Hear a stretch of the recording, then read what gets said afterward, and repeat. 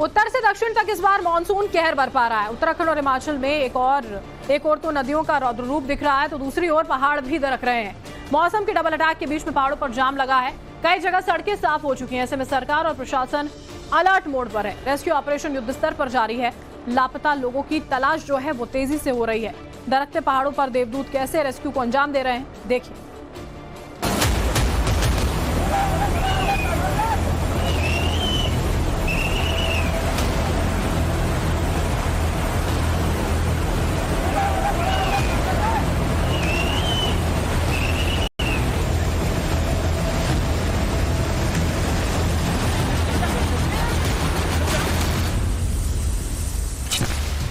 इस बार मानसून ने ऐसा पलटवार किया कि पहाड़ दर पहाड़ तांडव हो रहा है।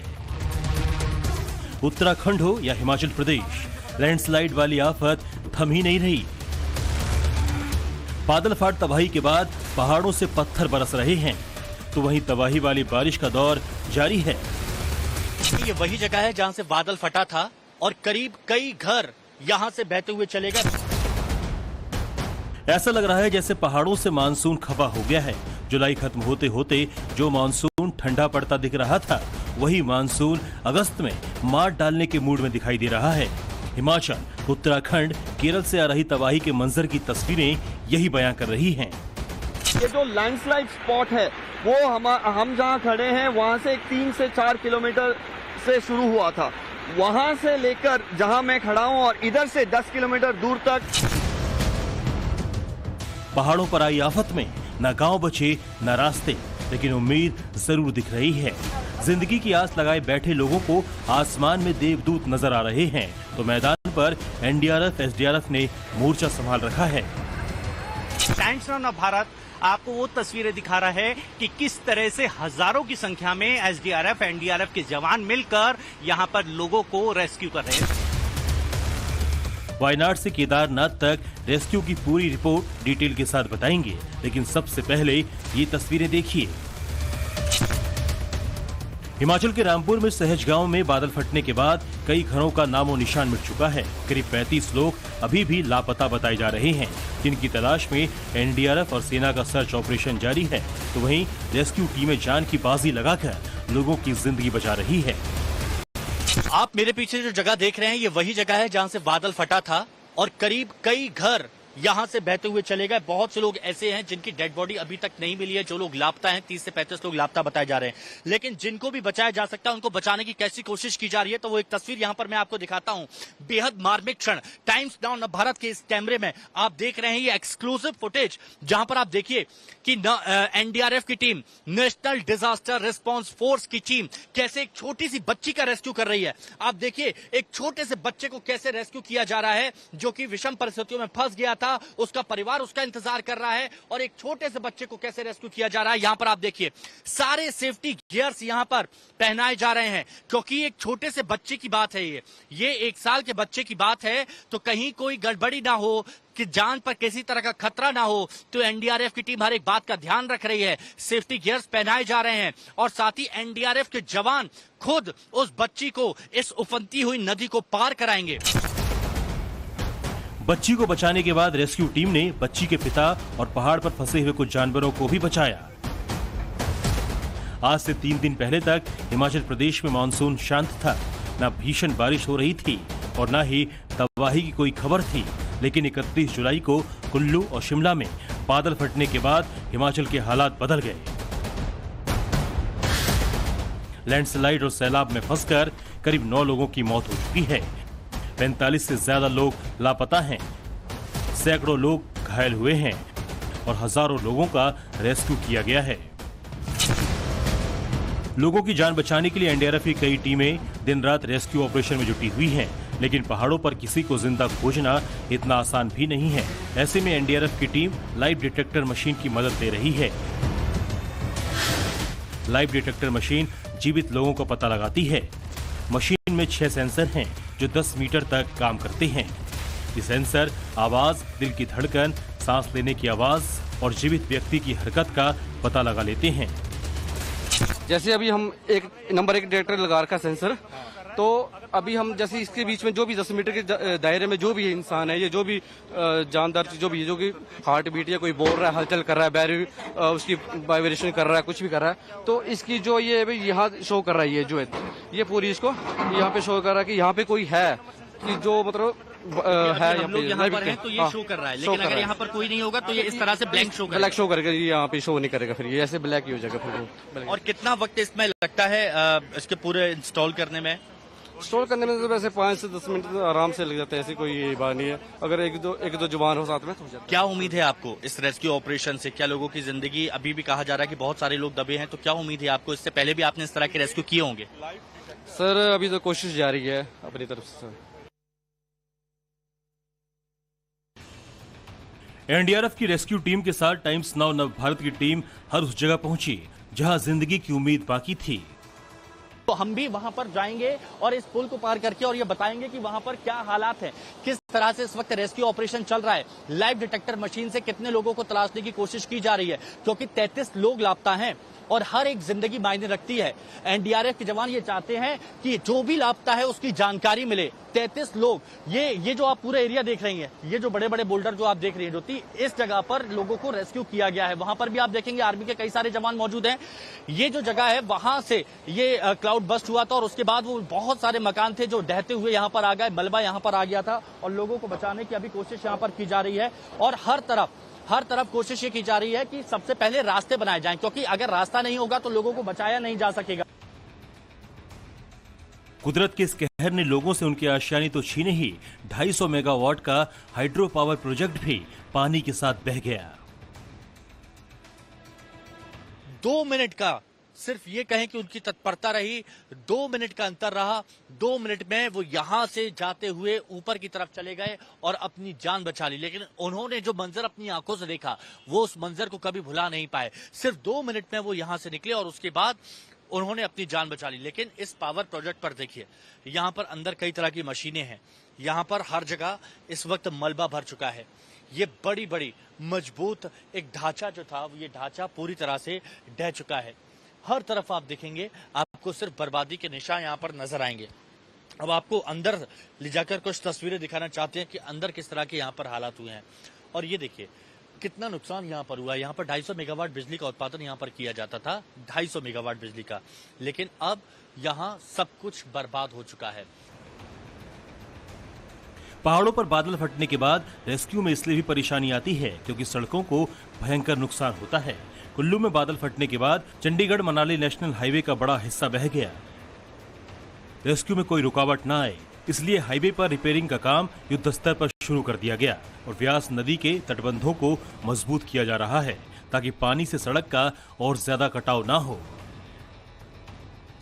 क्योंकि व्यास नदी का जो बहाव था वो बहुत ज्यादा था, तो जो पानी का वेग है वो और सड़क को ना काटे, सड़क की तरफ ना आए, इसलिए आप देखिए पत्थरों को जो लोहे का जो जाल बनाया गया है उससे एक साथ उसको बांधने की कोशिश की जा रही है ताकि किनारे मजबूत हों और पानी और ज्यादा कटाव ना कर सके। आप दूर तक देखेंगे तो लगातार बहुत सारे जो मजदूर हैं वो यहाँ पर लगे हुए हैं और नेशनल हाईवे जो कि पहली बरसात जब हुई थी, जब बादल फटने की जानकारी मिली थी, उसके बाद यहाँ पानी आया था, जिसके चलते ये जो पूरा नेशनल हाईवे है ये बह गया।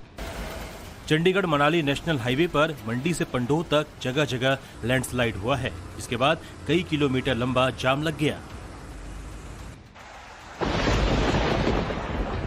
हिमाचल में ये तबाही बादल फटने के बाद आई। ऐसे में सवाल उठता है कि आखिर बादल कैसे फट पड़ते हैं और तबाही इतनी भयंकर क्यों होती है। बादल फटने की घटनाएं अक्सर तेज गरज के साथ बारिश के दौरान होती है, जब बड़ी मात्रा में बादल एक जगह जमा हो जाते हैं और बूंदें एक साथ मिल जाती है। तब बूंदों का भार ज्यादा होने की वजह से बादल की डेंसिटी बढ़ती है और अचानक तेज बारिश होने लगती है। ऐसा तब होता है जब गर्म हवा बूंदों के साथ मिलकर बहाव को रोकती है, जिससे पानी जमा हो जाता है और बादल फट जाता है। जब बादल फटता है तो कुछ ही सेकंड में 2 सेंटीमीटर से ज्यादा बारिश हो जाती है। आमतौर पर पहाड़ों पर बादल फटने की घटनाएं 15 किलोमीटर की ऊंचाई पर होती है, जिसकी वजह से चंद सेकंड में सैलाब वाली तबाही देखने को मिलती है। 3 दिन पहले केदारनाथ धाम मार्ग पर भी कुछ ऐसा ही मंजर रहा होगा। बादल फटने के बाद सोनप्रयाग जैसे गौरीकुंड को जोड़ने वाली सड़क पूरी तरह से ध्वस्त हो गई। कि ये जो रास्ता था, वैकल्पिक जो रास्ता था, इसके क्या हाल हुआ है। और रास्ते के हाल आप देख सकते हैं किस तरह से ये पूरा 200 मीटर का जो पैच था पूरा गायब हो चुका है। तेज बारिश की वजह से लैंडस्लाइड होता है, चट्टान पूरी दरक कर नीचे आ जाती है। और इसके बाद में आपको जो तस्वीर नंबर 2 दिखा रहा हूं वो ये है कि देखिए तस्वीर नंबर 2 में आप देख सकते हैं कि वैकल्पिक मार्ग किस तरह से तैयार किया गया है। सामने लोग, नीचे चट्टान के ऊपर से चट्टान लगातार दरक रही है और दोनों तरफ पुलिस ऑफिसर्स खड़े होकर सीटी बजा रहे हैं कि आप आ सकते हैं, रास्ता क्लियर है, ग्रीन सिग्नल दे रहे हैं। उसके बाद रेड अलर्ट घोषित कर दिया जाता है जैसी चट्टान के ऊपर से पत्थर गिरने की शुरुआत होती है। और सामने जो अगर मैं कहूँ तस्वीर नंबर 3 में अगर दिखाऊं, जहां रास्ता टूटा है वहां पे भी कुछ लोग इंतजार कर रहे हैं। पहाड़ों पर सड़कों की मरम्मत के काम में इसलिए तेजी नहीं लाई जा सकती क्योंकि अभी भी जगह जगह लैंडस्लाइड का खतरा बना हुआ है। रेस्क्यू टीम को थोड़ी राहत इसलिए मिली है क्योंकि मौसम साफ हुआ है। इसके बाद हेलीकॉप्टर से रेस्क्यू शुरू कर दिया गया है।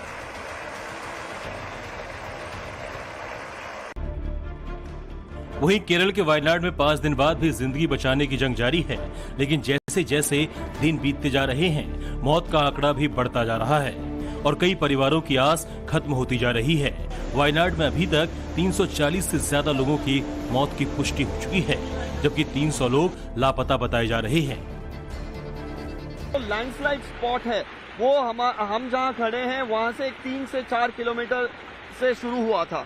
वहां से लेकर जहां मैं खड़ा हूं और इधर से 10 किलोमीटर दूर तक ये जो रिवर बेड है, यहाँ पर जो लैंडस्लाइड हुई थी और वो जो डेब्री घर से जो पत्थर, जो मिट्टी आई थी, उधर लोग अभी सर्च कर रहे हैं कि कोई फंसा ना हो और अर्थ मूवर्स भी यूज किया जा रहा है। ये जो रिवर फ्लो है उसको एक स्ट्रीमलाइन की जाए और यदि कोई ये रिवर स्ट्रीम में फंसा है उनको भी अभी ढूंढने की कोशिश में लगे हुए हैं बहुत सारे रेस्क्यू टीम्स। और हमें ये भी देखना होगा कि फिलहाल जो डेथ टोल है 350 से अधिक हो चुका है और उसके अलावा यहाँ से लगभग 80 किलोमीटर दूर नीलम्बोर में भी मॉर्टल रिमेन्स और बॉडी पार्ट्स मिला था रेस्क्यू पर्सनल को। इसी कारण अभी ग्राउंड लेवल में आप अभी भी देख सकते हैं कि जो वॉलंटियर्स हैं, ये जो पानी की अभी गति है बहुत ज्यादा है, फिर भी ये एफर्ट्स डाल रहे हैं ताकि वो बचा सके, कितने लोगों को आइडेंटिफाई कर सके कि ये जो मिट्टी है इसके बीच में कोई फंसा ना हो। इस बीच मलयालम एक्टर मोहनलाल सेना की वर्दी पहनकर मुंडकई गांव का दौरा करने पहुंचे। मोहनलाल इंडियन टेरिटोरियल आर्मी में लेफ्टिनेंट कर्नल हैं। उन्होंने लोगों का हालचाल जाना और पीड़ितों के लिए 3 करोड़ रुपए देने का ऐलान किया। इस बीच वायनाड के करीब सूजीपुरा वाटरफॉल में फंसे 3 लोगों की तस्वीर सामने आई। आनन फानन में तीनों का रेस्क्यू किया गया, लेकिन एक शख्स गंभीर रूप से घायल हो गया। इसे सेना के हेलीकॉप्टर से एयरलिफ्ट किया गया। वायनाड के मुंडकई, चूरनमाला, अट्टामाला और नूलपुझा गांव के मलबे में तलाशी का काम सुबह से चल रहा है। इस बीच रेस्क्यू ऑपरेशन के 5वें दिन वो हुआ जिसका इंतजार सभी को था। वन विभाग के जवानों ने जंगल से एक आदिवासी परिवार का रेस्क्यू किया।